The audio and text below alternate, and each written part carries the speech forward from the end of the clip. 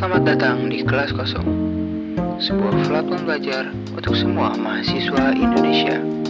Kelas boleh kosong, tapi otak jangan kosong.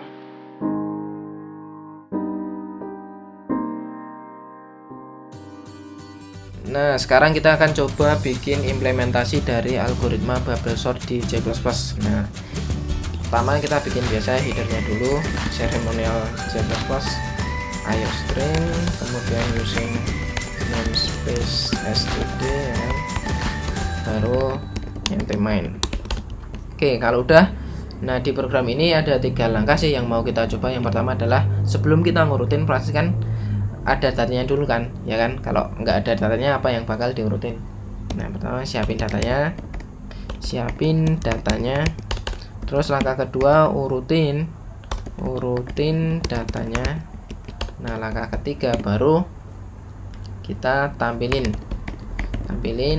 datanya. Oke, nah untuk langkah pertama kan siapin datanya nih. Nah, ini bisa kalian siapin pakai, misal kalian dari input ataupun dari langsung sih. Nah, ini kan kita pakai nyoba yang langsung, misalkan n sama dengan 5, berarti kan jumlah datanya sama dengan 5. Kemudian kita bikin datanya sebanyak 5 kali. Nah, datanya ada 5, berarti misalkan ini random aja, 10, 30, 20, 15, 8. Nah, pokoknya totalnya ada 5. Kemudian langkah kedua adalah ngurutin datanya. Nah, ya, yang paling penting di sini, buat ngurutin datanya kalian harus tahu gimana sih cara kerjanya bubble sort, ya kan? Nah, bubble sort sendiri kalau teman-teman amati, nah ini kita tahu diulang prosesnya. Langkah yang dilakuin sama dia pertama adalah ini nih, ngecek terus ditukar, ngecek ditukar. Nah, kalau kalian amati, proses pengecekan dan penukaran ini adalah proses yang berulang. Makanya nanti kita bisa bikin dia pakai perulangan, ya kan? Karena ini berulang-ulang nih. Nah, cuma kita kan nggak tahu nih dia diulang-ulang sampai kapan. Nah, buat ngerti dia sampai kapan, kita lihat dulu sampai akhir, ya kan? Nah, kan misalkan dalam satu proses ini kan, proses dia membandingkan 19 dengan 39. Kalau semisal dia memenuhi kondisinya, baru ditukar. Nah, ini bisa kita anggap sebagai satu proses perulangan. Nah, totalnya kita butuh berapa perulangan, itu kita lihat aja. Berarti kan ini kan 1, kemudian 2, 3, 4. Nah, 4 kali perulangan.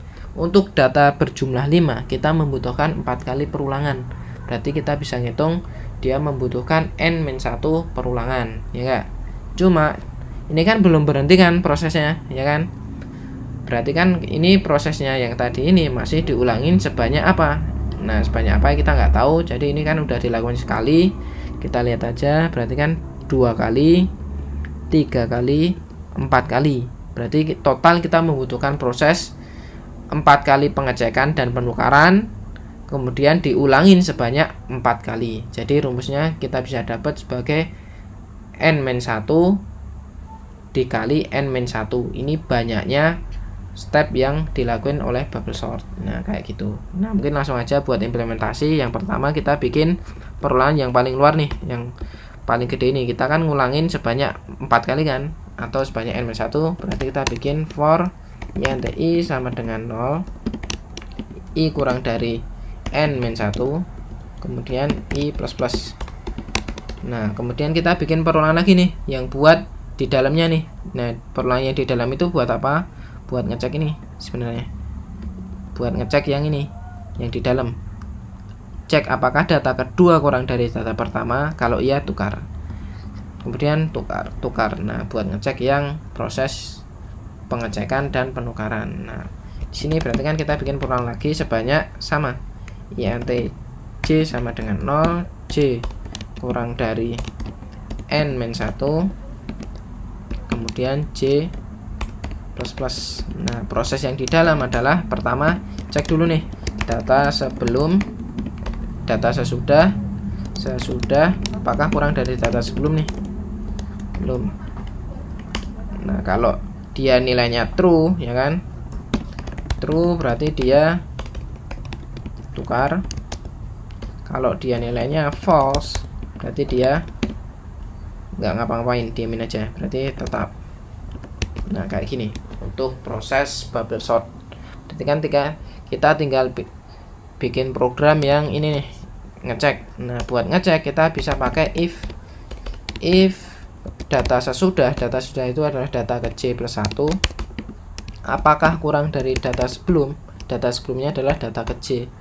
Nah kalau dia nilainya true ya kan, true berarti masuk ke kondisi ini kan, true, kita tukar. Nah untuk menukarnya sendiri itu kita bisa pakai algoritma buat menukar. Nah pertama kita butuh satu variabel bantuan namanya temporary ya kan, temp. Ini kita isi dengan data ke J plus 1, kemudian data J plus 1 kita isi dengan data ke J, kemudian data yang ke J kita isi dengan data dari temporary. Nah buat menukarnya seperti ini. Nah kenapa bisa seperti itu? Jadi kalau kita gambar ya kan, prosesnya ini udah ada, kita ulang. Jadi kan misalkan ini kan kita bisa anggap variabel yang data J plus 1 ini sebagai variabel A, kemudian yang ini sebagai variabel B. Nah berarti kan kita gambar dulu nih, ini variabel A, terus ini variabel B ya kan, misalkan A, terus ini B. Nah ini misalkan nilainya adalah 6, terus yang ini 5. Gimana caranya buat menukar isinya, yang awalnya ini 5 jadi 6, yang awalnya ini 6 jadi 5. Jadi nilai dari A sama B ini ditukar. Nah kalau menurut algoritma ini ya kan, kita kan butuh satu variabel bantuan.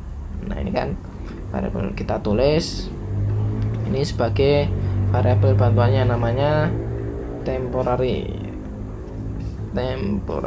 Susah banget bikinnya. Nah terus langkah kedua adalah kita isi nih data J plus 1 sama dengan data J. Berarti data J plus 1 ini data apa? Ini data A, kita isi dengan data yang ke B. Berarti data A kita isi dengan data ke B. Salah. Prosesnya ini dulu. Prosesnya bukan yang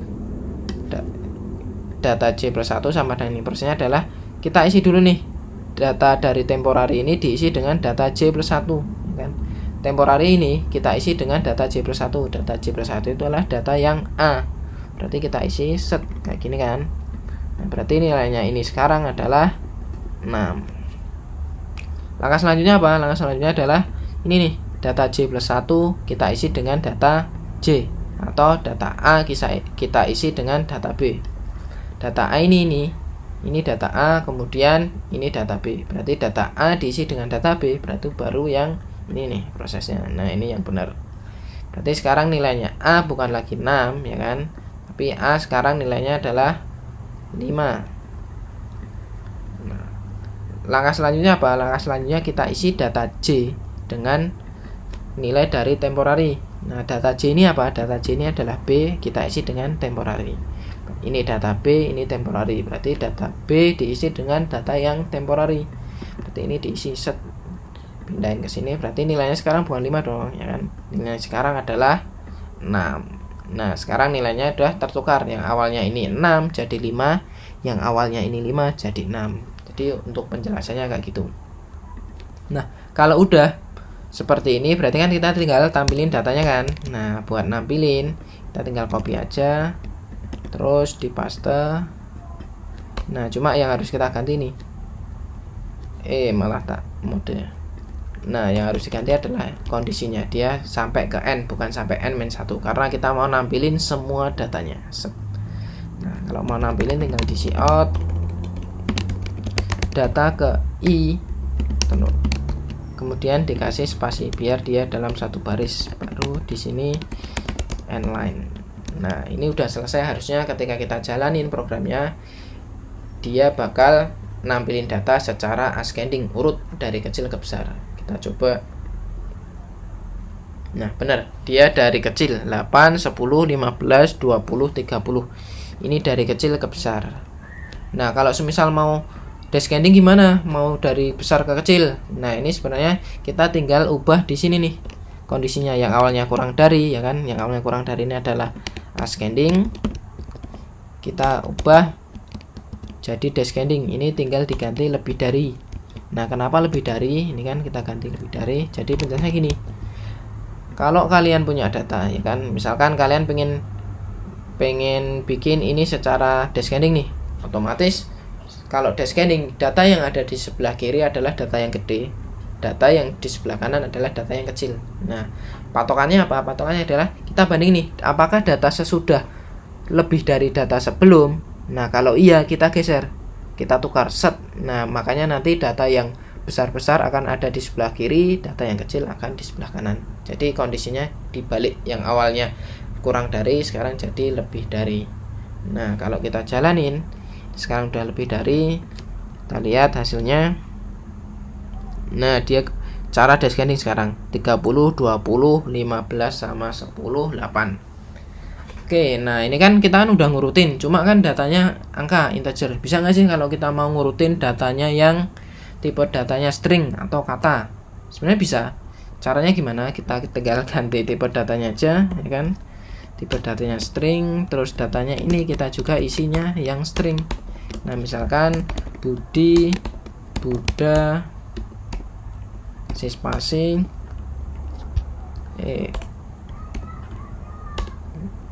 terus ini diisi dengan Tono, kemudian misalkan ini Tony, nah yang terakhir misal Bambang. Nah, oke, nah kalau udah kita tinggal ganti tipe datanya yang ini nih. Nah, kan awalnya kan integer, nah sekarang kita ganti tipe datanya menjadi string, karena kita nggak bisa ngisi value yang beda tipe datanya. Oke, kalau udah kita tinggal coba eksekusi. Ini harusnya udah jalan seperti apa yang diharapkan. Nah, tapi error, berarti memang harapan itu tidak sesuai dengan kenyataan. Oke, langsung set. Nah, ini bisa. Dia awalnya Tony, Tono, Tony, Budi, Buddha, Bambang. Nah, ini diurutkan secara descending. Nah, kalau kita mau ascending, ya udah kita tinggal ganti menjadi kurang dari ini. Kalau diurutin set. Oke, nah udah jadi kan, udah bener nih harusnya Bambang, Buddha, Budi, Tono, Tony, Tono. Oke, nah jadi buat sorting seperti itu. Jadi dia nggak cuma terbatas tipe datanya yang angka, kita juga bisa pakai yang kata atau string. Oke, mungkin itu aja buat yang bubble sort.